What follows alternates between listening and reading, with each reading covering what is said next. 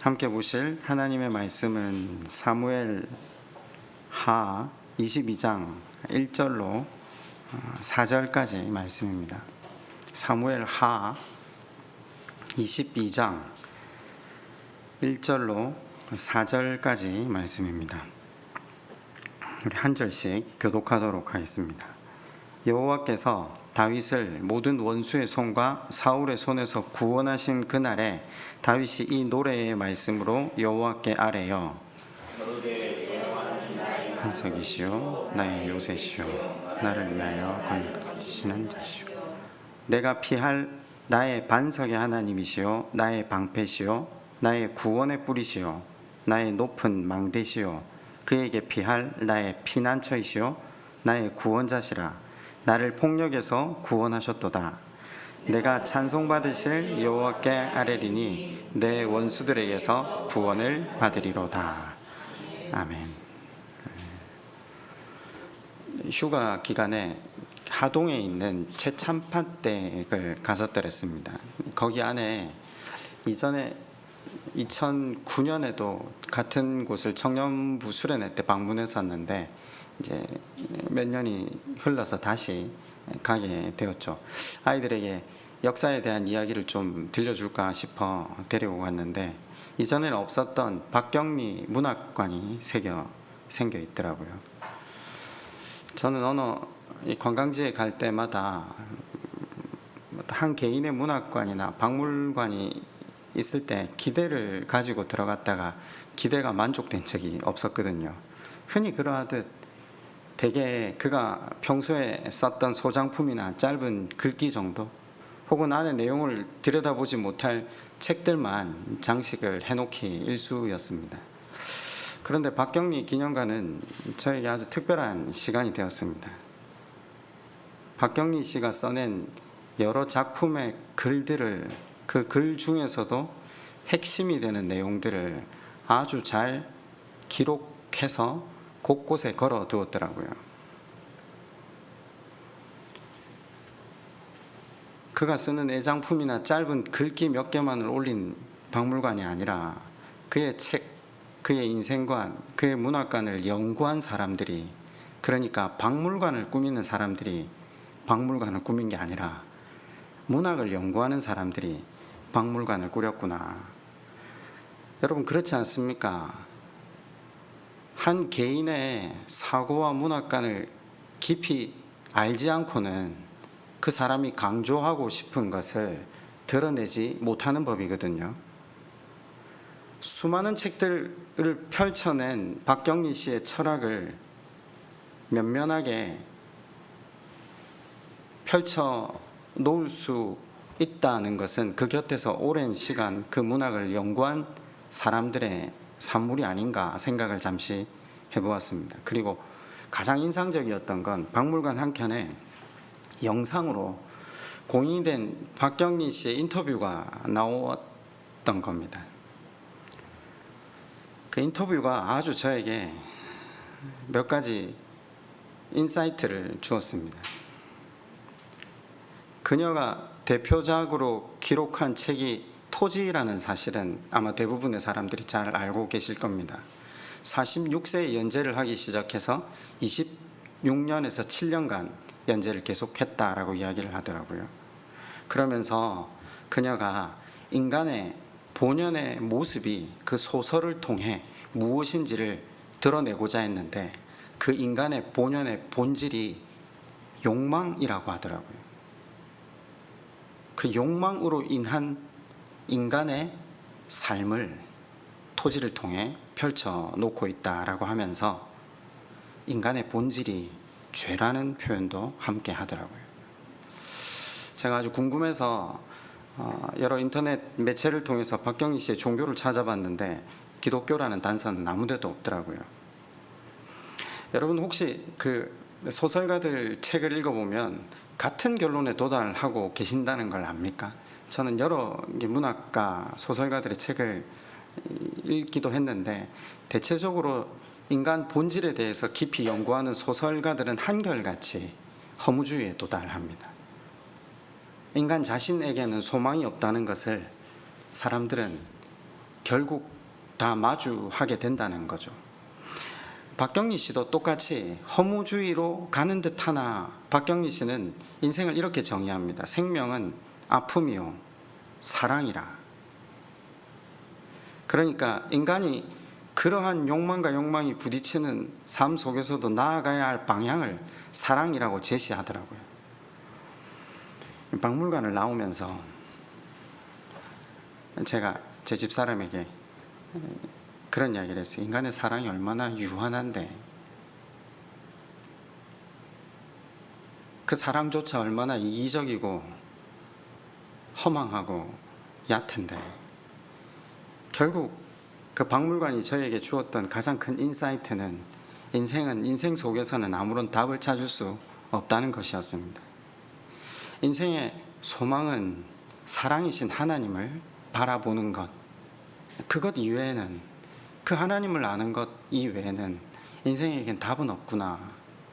여러분, 왜 성경이 하나님을 아는 것이 영생이라는 표현을 쓰잖아요. 그럼 왜 하나님을 아는 것이 영원한 생명을 얻는 길이 됩니까? 이제껏 반복해서 여러분에게 설명을 드리고 있는 바입니다. 하나님이 이런 나를 향하신 변함없는 그 일방적인 그 사랑, 그러니까 그 사랑이 추상적이고 형이상학적인 것이 아니라 내 삶이 어떠한지를 정확하게 직면한 상태에서 그런 나를 하나님께서 외면하시지도 무언가를 요구하시지도 내 어떠함 때문에 사랑해 주시는 게 아니라 그분의 무한하신 그 일방적인 사랑으로 우리 인생을 새롭게 하신다라는 것을 깨닫는 것, 그것이 하나님을 아는 것이거든요. 그래서 그 하나님을 알게 된 사람들이 비로소 자신의 삶 가운데 받은 사랑을 흘려보내기 시작하는 거죠.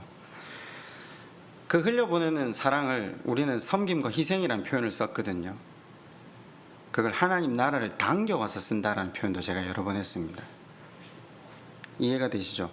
하나님 나라를 당겨와서 쓰는 것, 그곳에 하나님 나라가 있는 거죠. 그래서 하나님을 아는 것이 영생이라는 말. 우리는 계속 하나님이 어떤 분이신가를 말씀을 통해 배워가고 있는 중입니다. 오늘도 22장의 서두 반석이신 하나님을 만남을 통해서 우리 하나님께서 우리에게 원하시는 그 받은 사랑을 흘려보내는 것이 조금 더 쉬워지는 복을 누리는 저와 여러분 되었으면 좋겠습니다. 여러분, 그 21장의 핵심이 무엇이었죠? 3년간의 그 기근이 언제 해갈되었습니까? 사무엘하 21장 1절로 한번 가보시겠습니까?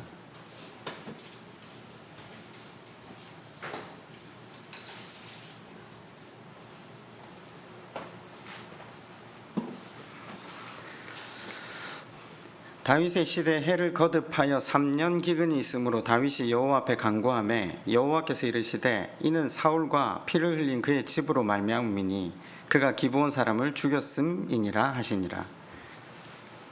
아시다시피 기근이 일어난 이유를 하나님께서 다윗으로 하여금 알게 하셨습니다.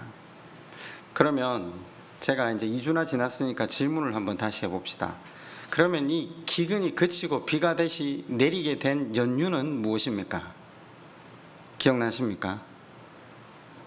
우리는 흔히 다윗이 사울 왕가의 아들 7명을 메어 달았기 때문이라고 생각했습니다. 그런데 그 심판 때문에 기근이 멈춘 게 아니라 긍휼 때문에 심판이 멈추었다라고 지난 시간 말씀을 상고해 보았죠. 아시다시피 하나님이 바라시는 것은 제사가 아니라 순종이라고 했습니다. 순종이 뭐죠? 아니, 순종과 제사의 차이가 좀 와 닿으십니까? 제사는 율법을 말하고요, 순종은 사랑을 이야기하거든요. 받은 사랑, 받은 은혜를 나누는 삶. 하나님은 제사가 아니라 긍휼을 원하신다. 죄를 들추어내는 게 아니라, 죄값을 치르게 하는 게 아니라, 참교육을 시키는 게 아니라 사실 그 말을 들었으면 다윗이 기브온 족속의 마음을 헤아려주고 그들의 명예를 회복시켜 주면 되는 것 아니었습니까? 지난 시간 똑같은 동일한 수요 성경 공부 시간에 김성현 목사님이 그 하나님의 그 긍휼과 선함, 그것을 깨닫고 그의 문설주에 귀를 뚫려 영원한 종이 되었던 족속들을 이야기했죠. 바로 그들이 기브온 족속 아닙니까? 하나님이 그 기브온 족속을 얼마나 이뻐하셨겠습니까? 그들의 명예를, 그들의 마음을 위로하고 회복시켜 주면 되는 것이었습니다. 하나님의 목적은 생명을 거두는 게 아니라 생명을 존귀하시는 분이시거든요. 아니, 하나님께서 허구 많은 우리 죄를 덮으시기 위해 당신 스스로를 주시는 분 아닙니까? 그런데 하나님이 그 죄의 대가를 치르게 하기 위해서 하나님의 에스겔서에 아비의 죄를 자식에게 묻지 않겠다라고 분명히 말씀하셨음에도 불구하고 하나님이 지금 그 다윗이 그 7명을 매달았기 때문에 그 심판, 바른 심판을 받으시고 비를 내리신 것이었습니까?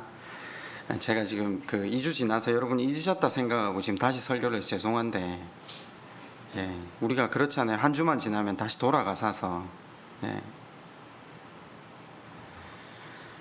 긍휼을 보여주었기 때문이라고 했습니다. 누가 긍휼을 보여주었죠? 9절에 이렇게 나옵니다. 그들을 기브온 사람의 손에 넘기니 기브온 사람이 그들을 산 위에서 여호와 앞에 목매달매 그들 7사람이 동시에 죽으니 죽은 때는 언제라고요? 이거 의도적으로 지금 밝히고 있습니다. 곡식 베는 첫날 곧 보리를 베기 시작하는 때더라. 한날 7명이 모두가 처형되는데 보리를 거두기 시작한 때, 지금 우리 날짜로 치면 4월 중순경으로 이야기하거든요. 4월 중순경에 처형이 돼가지고 왕명으로 처형한 시체 아무도 손 못 대게 했겠죠. 자, 그런데 밑에 누가 긍휼을 베풀게 됩니까? 21장 10절입니다. 아야의 딸 리스바가 굵은 배를 가져다가 자기를 위하여 바위 위에 펴고 곡식 베기 시작할 때부터 하늘에서 비가 시체에 쏟아지기까지. 이 말이 이해가 되십니까? 그러니까 아까 보리 거두기 시작하는 곡식을 베는 그때부터 지금 비가 내리기까지, 지금 비가 언제 내렸다라고요? 이제 여기가 지금 다시 보리가 거두고 나서 다시 곡식을 베는 날은요, 가을쯤이거든요. 보통 이스라엘로 치면 9월 하반기에서 10월을 봐요. 제가 지금 무슨 이야기를 하려고 하는지 아시겠습니까? 아야의 딸 리스바가 거기 하루 이틀 앉아 있은 게 아니라는 겁니다. 몇 개월을 앉아 있었죠? 적어도 5개월에서 6개월을 앉아 있는 겁니다. 밤낮으로 시체를 지킨 겁니다. 낮에는 새들을 쫓았을 때고 밤에는 짐승들을 쫓았겠죠. 몇 달 동안 조카들과 자기 아들들의 시체를 지키는 겁니다. 순식간에 아들 둘을 잃은 것도 서러운데 그 시체를 가져다가 장사를 지낼 수 없었던 어머니의 고통, 그 고통을 가지고 거기에서 절규한 거죠. 뒤늦게 그 소식을 다윗이 듣습니다. 그 소식이 다윗의 양심을 건드립니다. 그제서야 다윗이 이를 돌이킨 겁니다. 그들의 뼈와 내친김에, 아니 자기 생명을 살려주며 여호와의 이름으로 맹세했던 요나단의 뼈조차도 거두지 않았던 다윗이 드디어 사울의 뼈와 요나단의 뼈도 가져가서 기스의 무덤에 합장합니다. 긍휼을 베풀었을 때 다시 하나님께서 그 땅을 회복시키십니다. 우리가 지난 시간에 배웠는데 또 성경을 보면 또 돌아가실까 싶어서, 여러분, 우리 삶이 새롭게 되고 회복되는 비결이 무엇이겠습니까? 하나님으로부터 복을 누릴 수 있는 비결이 무엇이겠습니까? 다짜고짜 하나님께 매달리면 됩니까? 아닙니다. 받은 사랑을 흘려 보내는 삶, 긍휼의 삶을 살기만 하면 됩니다. 사실 여기 보시면 아시다시피 다윗이 온전하게 그 긍휼이나 사랑을 베푼 것도 아니었음을 우리가 지난 시간 살폈잖아요. 다윗이 철저하게 정치적이고 철저하게 계산적으로 이 일을 기본 족속에게 계속해서 압박을 가하고 있던 것도 우리가 살폈잖아요. 그런데 그가 다시 하나님 그분 앞에서 자기가 행하여야 할 바를 깨닫고 행했을 때 하나님께서 다시 복 주시기를 기뻐하십니다.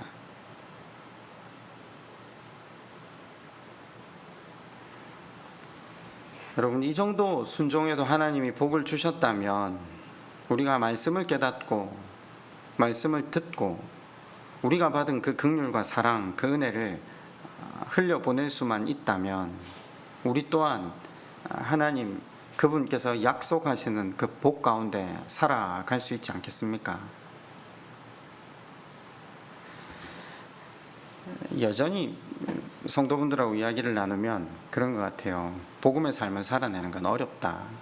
알지만 어렵다. 그래서 우리가 그러면 그 복음의 삶을 살아낼 수 있는 비결이 뭐냐? 결국 말씀 앞에 내가 누군지를 아는 거죠. 소망 없고 소망 없는 나를 하나님께서 일방적으로 덮으시고 참으시며 사랑해 주심을 더 깊이 아는 것 이외에는 복음이 쉬워질 방법은 전혀 없습니다. 그래서 성화가 하나님 앞에 내가 누군지를 아는 것이라고 제가 여러 번 표현을 하고 있는 중입니다.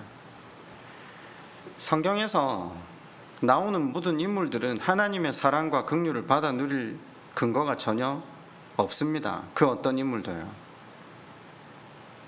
이제 성경을 보시면서 성경 안에 나오는 모든 사람들이 동일하게 탕자와 같다는 사실을 조금 보실 수 있어야 합니다. 하나님의 일방적인 은혜와 능력이 그들에게 임해서 그들이 새롭게 되어진다는 것을 우리는 숱하게 말씀을 통해 살펴보고 있습니다. 그 긴 사사기 세월 동안 이스라엘 백성들은 여호와 하나님 앞에 회개한 적 없습니다.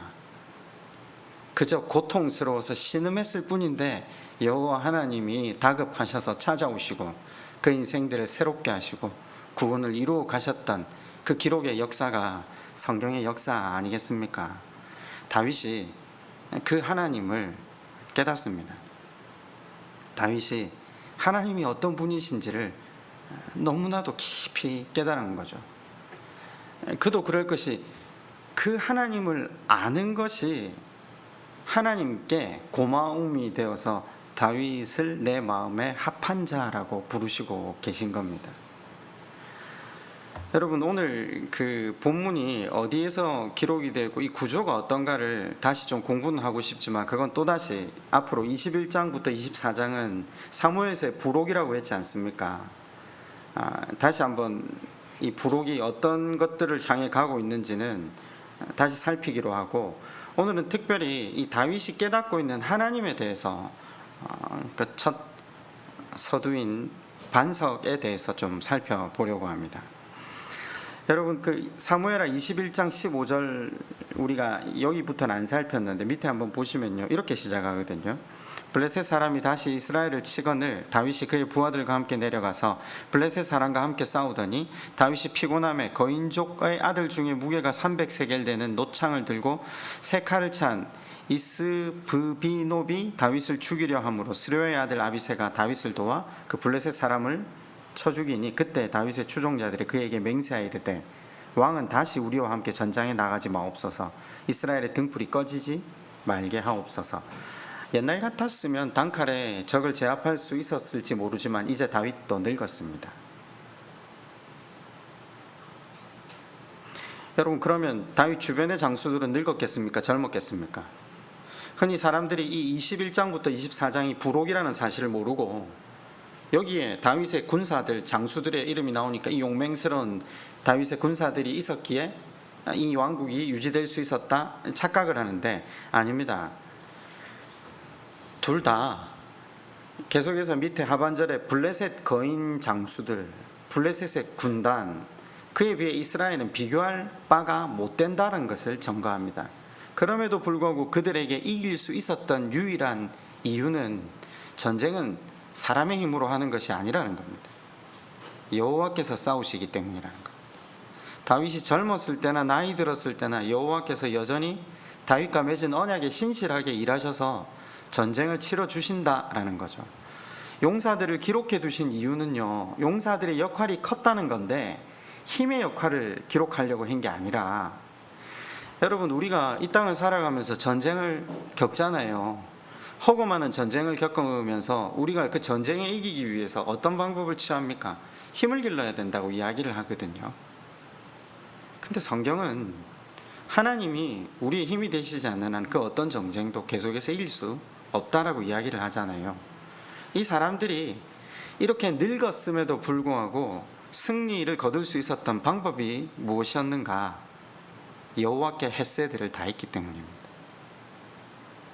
여호와 하나님 앞에 그분을 바라보며 나아갔기 때문이라는 거죠. 하나님이 세우신 왕 다윗에게 헤세드를 다했던 용사들, 다윗이 여러 번 나라를 잃고 그 자리를 실각해서 쫓겨나기를 반복하며, 흔히 인간들이 볼 때 사람이 할 수 없는 일들을 행했을 때에도 그들이 다윗과 함께 했습니다. 참 이해하기 힘든 대목이지 않습니까? 성경은 무예가 탁월한 사람들, 능력이 있는 사람들이었기 때문에 이들이 승리를, 이스라엘의 부국 강병을 이루었다라고 이야기하지 않습니다. 하나님이 세우셨지만 불완전했던 다윗에게 헤세드를 베풀었기에, 여호와 하나님의 헤세드로 나아갔던 장수들, 그리고 다윗 또한 끊임없이 그 하나님을 바라보며 나아갔기에, 다들 탕자 아닙니까? 하나님을 바라보며 나오는 모든 사람들을 하나님이 새롭게 하시고 또 그들을 통해서 이스라엘도 새롭게 하셨다는 것이 21장부터 24장에 이르는 내용이 됩니다. 자, 그러면 다시 한번 또 적용을 해봅시다. 우리가 우리 삶에 닥친 모든 전쟁에서 이길 수 있는 방법이 무엇이겠습니까? 우리도 헤세드로 나아가면 됩니다. 우리도 여호와께서 우리에게 베푸신 그 신실함, 그 변함없는 일방적인 사랑으로 누군가를 대하고 나아간다.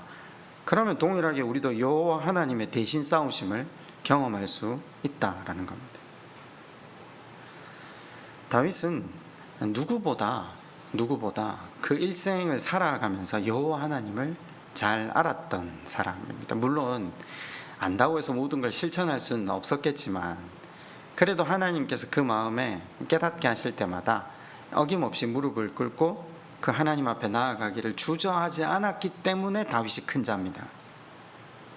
다윗이 뭔가 일을 잘해서 하나님 마음에 합하고 큰 자가 되는 게 아니에요. 열왕기사에 보시면 앞으로요, 아니 지금 다 읽으셨잖아요. 한번 모든 선한 일의 기준이 누굽니까? 그가 다윗의 길을 걸었으므로, 그렇게 이야기를 하지 않습니까? 다윗이 뭔가를 잘해서, 잘한 건 있죠. 여호와 하나님 앞에 회개하는 것, 돌이키는 것, 그분을 바라보는 것. 저에게 소망이 없고 하나님께 소망이 있습니다. 그거 하나 잘했다라는 거죠. 여러분, 신앙생활 하는 게 굉장히 쉽지 않습니까? 잘해야 되는 게 아니라니까요. 여호와 하나님 앞에 내가 누군지를 인정하며 나아가면 된다니까요. 신앙생활 하기가 얼마나 쉬운데 신앙생활 하기가 왜 그렇게 어렵다고 이야기를 합니까? 여전히 내 자신 안에 함몰되어 있기 때문입니다. 우리 하나님은 있는 모습 그대로 받아주신다고 수도 없이 이야기하시지만, 우리는 있는 모습 그대로 하나님 앞에 나아가는 것이 자존심 상하고 두려운 것 같습니다. 그러나 다윗은 그 하나님 앞에 자신을 그대로 내어 맡기고 그 하나님을 바라보았던 사람이었기에 하나님은 언제나 그를 높이시고 계십니다. 22장 1절로 다시 한번 가보실래요? 여호와께서 다윗을 모든 원수의 손과 사울의 손에서 구원하신 그날에 다윗이 이 노래의 말씀으로 여호와께 아뢰어, 이렇게 되어 있죠. 여러분, 이게 동일한 말씀이 시편 18편에 기록이 되어 있습니다. 우리가 한번 시편 18편으로 한번 가보시겠습니다.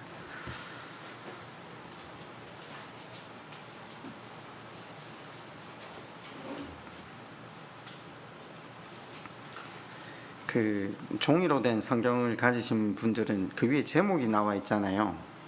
시편 18편 위에, 그죠? 같이 한번 읽어볼까요? 자, 시작. 여호와의 종 다윗의 시, 인도자를 따라 부르는 노래. 여호와께서 다윗을 그 모든 원수들의 손에서와 사울의 손에서 건져 주신 날에 다윗이 이 노래의 말로 여호와께 아뢰어 이르되. 자, 이게 22장 1절과 같죠? 그러니까 사울의 10여 년을 넘는 공격, 그리고 그 이후에도 많은 대적들, 원수들의 공격이 있었잖아요. 그 인생을 살고 나서 그 인생을 뒤돌아보니 모든 것이 하나님의 은혜임을 하나님을 향해 고백을 하는데, 우리 제목이 뭐라고요? 여호와의 종 다윗, 이렇게 표현합니다. 여호와의 종. 여러분, 여호와의 종은 어떤 사람입니까? 이제 이전 같았으면 여러분 혹시 기도하실 때 주께서 주의 종을 저버리시지 않는다 하셨사오니 주의 언약을 의지하며 나아가는 저의 기도를 들어주십시오, 이렇게 기도하신 적 다들 있으세요? 그러면서도 내가 내 자신을 종이라고 표현해야 되는지, 어디까지가 종인지. 근데 이제 우리가 만인 제사장의 설교를 들으면서 정돈을 하셨잖아요. 우리 모두가 동일하게 왕이요 제사장이라는 사실 앞에 우리가 같은 표현을 사용할 수 있다라는 겁니다. 주의 종, 그러니까 목사만 주의 종이 아니라 하나님께로부터 소명을 받은 우리 모두가 주의 종이란 말이죠. 근데 어떤 사람이 여호와의 종인가? 지금 다윗이 모든 원수와 사울의 손에서 구원을 받았다라고 고백하거든요. 근데 여러분, 그러면 사울의 손에서 구원을 받은 이때는 다윗의 능력이 출중한 젊은 시절이지 않습니까? 그래도 나이가 젊은 30대 초반의 때거든요. 그러면 흔히 인간들이 그러하듯 자기 지략과 능력으로 원수와 사울의 손에서 승리를 얻었다라는 것을 더할 수 있습니다. 근데 다윗이 자기의 힘을 피력하지 않고 여호와 하나님이 주신 것이라고 고백합니다. 나한테 있는 모든 것이 하나님이 주신 것이라는 고백을 하는 자가 여호와 하나님의 종이 됩니다. 이해가 되십니까? 여호와 하나님의 종은 어떤 사람인가? 사울이 그 원수의 손에서 구원을 누린 그날 잊지 않고 하나님을 찬양하는 사람이 여호와 하나님의 종이 됩니다. 바로 그날, 그죠? 누가복음 17장에 보면 10명의 문둥병자가 주님 앞에 병 고침을 구하며 나오잖아요. 주님께서 그들을 긍휼히 여기셔서 10명의 문둥병을 다 고쳐주시거든요. 그런데 병이 낫자마자 10사람 모두가 다 가죠. 처음에 얼마나 갈 곳이 많았겠어요. 병이 낫기 전에는 갈 수 없었던 곳, 이제 나았기 때문에 제일 먼저 떠올랐던 곳이 얼마나 많았겠습니까? 급하게 다들 달려가는데 가다가 10명 중에 한 명이 되돌아옵니다. 주님이 그에게 물으시죠. 주님, 뭘 모르셔서 묻지 않잖아요. 10사람이 나와서 갔는데 왜 나머지 9명은 안 돌아오니? 이 말의 의미가 뭐죠? 내 뜻이 이루어질 때 하나님을 생각하기가 정말 어렵다는 겁니다. 바꿔 말하면 정말 하나님을 믿는 자는 밤낮으로 하나님을 모시고 다니는 자이어야 한다. 그런데 그것이 쉽지 않다라는 거죠. 여러분, 다윗이 사울의 손에서 벗어나는 그날, 이후에도 원수의 손에서 벗어나는 그날 여호와 하나님을 찬양했더랬습니다. 그게 여호와의 종의 모습입니다. 왜요? 마음속에 하나님 그분을 향한 신뢰가 충만했기 때문이죠. 그러니까 내게 주어지는 모든 것이 하나님께로부터 왔음을 믿는다. 매사 감사함으로 하나님 앞에 나아갔던 것이 다윗의 시편 18편 그 시절의 다윗의 모습입니다. 내 계획이나 내 계산과 어긋나는 일이 생길지라도 걱정하지 않습니다. 왜요? 하나님의 선하신 뜻이 거기 있거든요. 이게 여호와의 종입니다. 사울의 손에서 구원하신 날이라고 오늘 제목에도 또 22장 1절에도 나와 있는데, 그 사울의 손이라고 표현했는데 손이 히브리어로 야드인데 힘이라고 되어 있습니다. 우리나라로 원래 말로 번역하면요. 그러니까 사울의 힘, 원수의 힘으로부터 끌어내신 여호와. 자, 그런데 18장 1절을 보면 뭐라고 제일 먼저 고백하죠? 나의 힘이신 여호와여, 내가 주를 사랑하나이다. 히브리 말은요, 이게 동사가, 영어처럼 동사가 먼저 나오거든요. 내가 주를 사랑합니다. 나의 힘이신 여호와여, 이렇게 됩니다. 내가 당신을 사랑합니다. 여러분, 사랑 고백 해보신 적 있으시죠? 사랑의 고백은 하는 자가 늘 그렇듯 더 감격스러운 법입니다. 우리가 하나님께 사랑을 고백하잖아요. 하나님 사랑합니다 라고 했을 때 그 고백을 하는 우리 심령이 깊은 울림과 감격이 있지 않습니까? 오늘 낮에 그 말씀 공부를 하다가 여호와께 돌아가자 그 찬양을 잠시 듣다가 결국 하나님께서 우리에게 바라시는 게 다른 큰 어떤 일이 아니라 그분께로 다시 우리의 시선을 돌리기만 하면 되는데, 돌아가자 하면 갈 데가 어디 있습니까? 교회로 가야 됩니까? 내가 하나님을 사랑합니다 라고 고백을 하는데 내 속에 감격이 없다. 그건 내 속에 하나님을 향한 온전한 사랑이 없는 겁니다. 여러분, 다윗은 지금 하나님을 향해 목소리를 부르짖든지 속삭임으로 이야기하든지 그게 중요한 게 아니라 다윗의 영혼이 하나님께 외치고 있는 거죠. 하나님, 나 하나님을 사랑합니다. 이유가 뭐라고 나옵니까? 나의 힘이시기 때문에. 방금 사울의 손, 히브리어로 이 야드라는 말이 힘이라고 했죠. 근데 나의 힘이 되신 여호와 할 때는 여기 힘은 헤데크라는 다른 말을 사용하고 있습니다. 뭘 이야기하려고 하는가? 대조적인 걸 강조하려고 하는데, 하나님을 향해 당신은 나의 힘입니다 라고 할 때는요, 그 헤데크라는 말은 절대적인 힘을 말하고요, 사울의 손, 야드라는 그 힘은 상대적인 유한한 힘을 이야기하죠. 여러분, 세상에 우리를 괴롭히는 힘들이 많잖아요. 죄의 힘도 있고 유혹의 힘도 있고 내 주변에서 나를 괴롭히는 사람들의 힘도 있죠. 그런 힘을 두렵고 그 힘 때문에 괴로움과 고통 속에 거하게 되는 것이 우리의 본질 아닙니까? 왜요? 이유가 딱 한 가지죠. 그 힘이 내 힘보다 세기 때문이죠.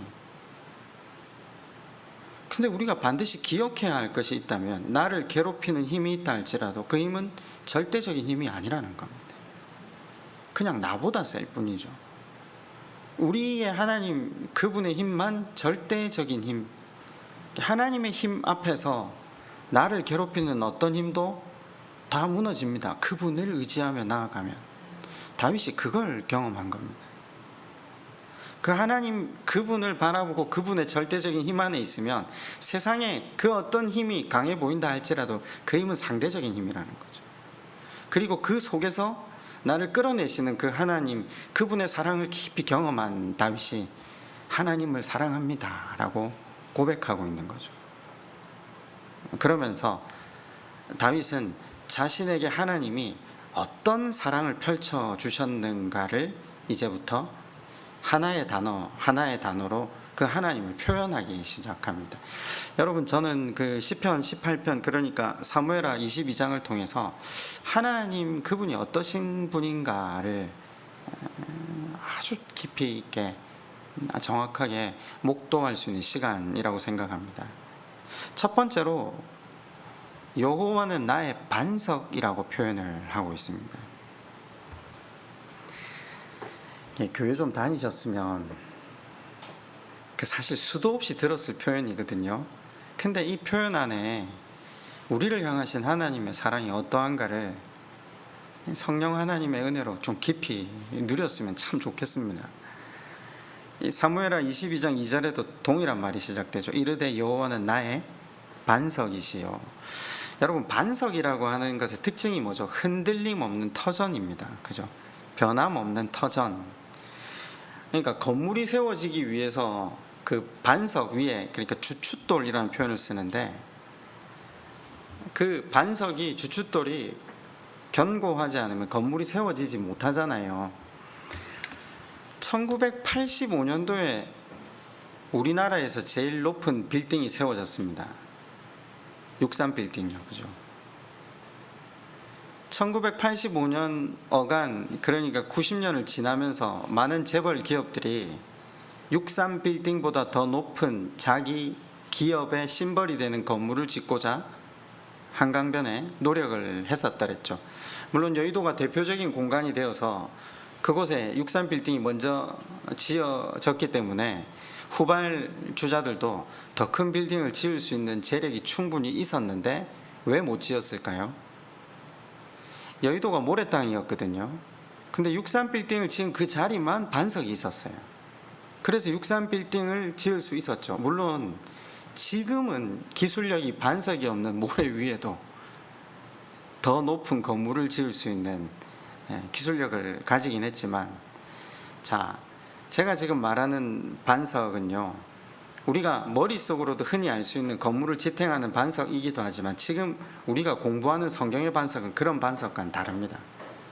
세상의 반석과 영원하신 하나님, 그분이 반석 되시면 질적으로 틀리죠. 왜 틀리는가? 세상의 반석은 아무리 튼튼해도 그 위에 지어진 집의 수명과 반석의 수명이 같을 수 없잖아요. 무슨 말인가? 63빌딩도 언젠가 무너지겠죠. 63빌딩이 무너지지 않았기 때문에 63빌딩은 좀 그 비교의 표가 될 수는 없은 것 같은데, 경주의 감은사지를 가보면 그 신라 중흥의 불교의 어떤 힘을 보여주는 터가 여전히 남아있지 않습니까? 한번 그 터를 가보시면요, 절터가 얼마나 넓었는지, 그 위에 건물은 하나도 없지만 그 밑에 반석은 엄청나게 지금도 큰 터를 자리 잡고 있어요. 그런데 여러분, 그 인간이 지어놓은 그 반석은 보면 볼수록, 넓으면 넓을수록 인간에게 허망함만 더 일깨워 주기 일쑤거든요. 왜냐하면 그 위에 건물은 사라져 버렸기 때문이죠. 근데 여러분, 지금 다윗이 여호와 하나님을 가르쳐 나의 반석입니다 라고 부를 때 그 반석의 참된 의미는요, 여호와라는 반석은 그 위에 지어진 집, 그 위에 세워진 생명을 똑같이 만들어 준다는데 그 반석에 참된 가치가 있다라는 거죠. 반석과 동일한 생명의 가치를 지니게 한다라는 거죠. 반석이 하나님이시니까요.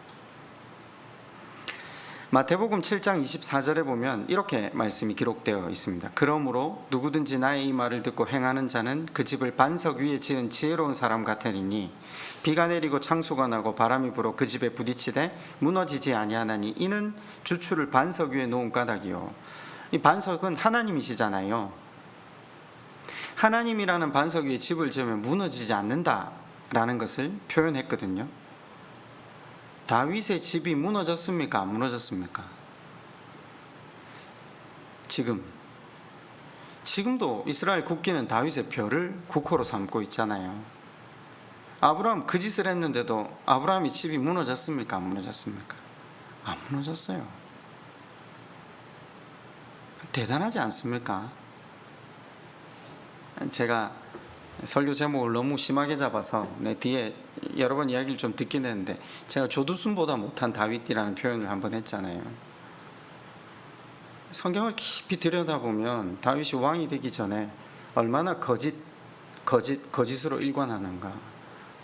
조금만 그 감정을 건드려도 분노로 그 삶을 불태워버릴 만큼 움직이는가.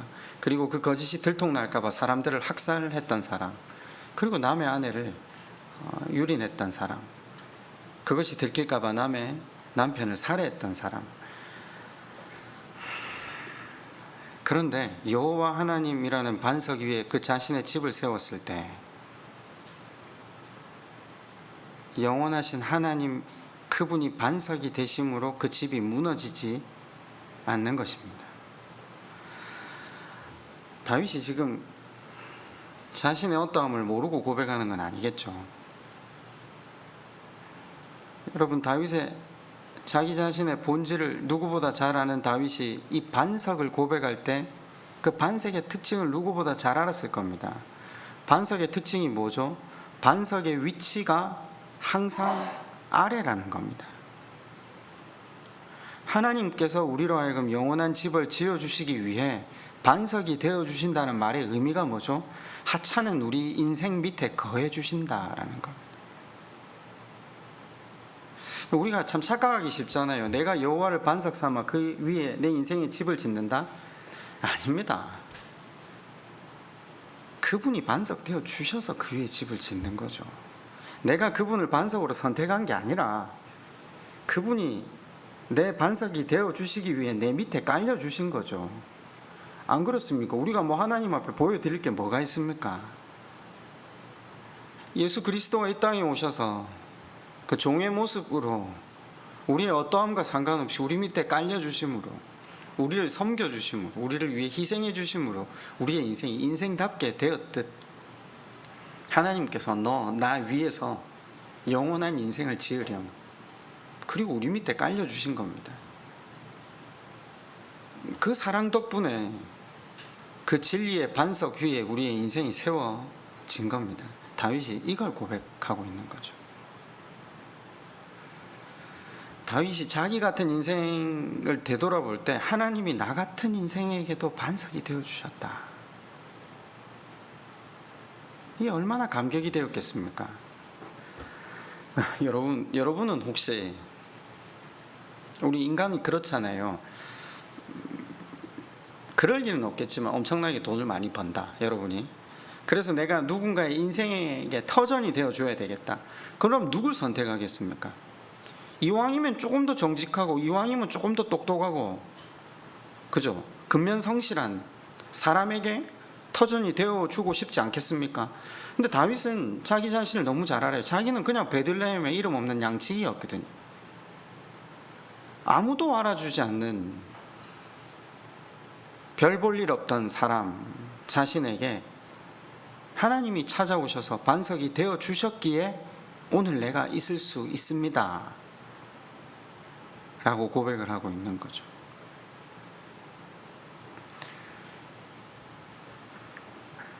여러분은 어떠세요? 우리가 얼마를 살았든지 간에 우리 인생을 한번 되돌아봅시다. 저는 그런 것 같아요. 하나님께서 일방적으로 제 밑에 깔려 저를 섬겨주시고 반석이 되어주시지 않았다면 저는 오늘 어디에 서 있었을지 무섭습니다. 여러분, 하나님께서는요, 이 하찮은, 아니 이 소망 없는 다윗 같은 인생 밑에만 반석이 되어주시는 분이 아니라 오늘 그분을 바라보는 모든 이에게 반석 되어주시기를 주저하지 않는 하나님 되신다는 것을 오늘 우리가 이 성경을 통해 보게 됩니다. 하나님은 당신을 바라보며 나온 모든 인생에게 반석이 되어주셔서 우리를 영원한 생명으로 인도하십니다. 모쪼록 그 반석 되시는 그 하나님 앞에 온전히 우리 자신을 의탁함으로 나아가셔서 하나님을 반석 삼는 저와 여러분 되시기를 주님의 이름으로 축원드립니다. 우리 한번 이 시간 한번 기도할까요? 두 가지 제목을 가지고 먼저 기도했으면 좋겠는데요. 첫 번째는 이렇게 한번 기도했으면 좋겠습니다. 저는 그렇게 기도한 적이 제법 있었는데, 제 목사 되기 전에도 하나님, 저는 하나님의 종이 되길 원합니다. 근데 사실 그때는요, 내가 원하는 일, 내가 바라지 않는 일들이 하나님의 지혜대로, 하나님의 선함, 하나님의 능력 안에서 그 모든 일들이 내게 주어진다는 것을 온전히 믿지 못했었습니다. 그러나 세월이 지나갈수록 내게 주어지는 모든 사람, 환경, 일이 지혜로우신 하나님께서 나에게 꼭 필요한 것이기에 주신다는 것을 믿게 하시더라고요. 여러분 이 시간 우리가 한번 기도할 때 여호와의 종 되길 원합니다 라고 한번 기도했으면 좋겠습니다. 하나님의 선하신 뜻을 믿기에 그분이 주시는 그 어떤 일도 사람도 그분의 지혜라는 것을 믿고 나아가는 여호와의 종 되게 되려고 우리 그렇게 한번 하나님 앞에 함께 먼저 기도하겠습니다. 한 가지 기도 제목을 더 나누고 각자 자유롭게 기도하시고 돌아가시길 바랍니다. 여러분 다윗만 인생을 돌아보니 하나님의 은혜를 노래할 수 있는 건 아니지 않습니까? 우리도 아마 다윗처럼 우리 하나님께서 우리 인생에 가장 선한 길로 인도하셨다라고 고백하는 날이 오겠죠. 여러분 그 고백이 한참 뒤에 있어서 과거를 돌아보게 하지 말고 지금 그 하나님을 온전히 믿고 의지함으로 말미암아 우리의 미래를 내다보면서 그 고백을 할 수 있었으면 좋겠습니다. 우리 하나님을 더 신뢰하고 나아갈 수 있는 믿음을 우리 안에 더해달라고, 그렇게 우리를 사랑하신 하나님의 속마음을 더 깊이 좀 누리게 해달라고 우리 시간 그렇게 기도하시고 또 각자의 기도의 제목을 따라 기도하시다가 돌아가시기 바랍니다.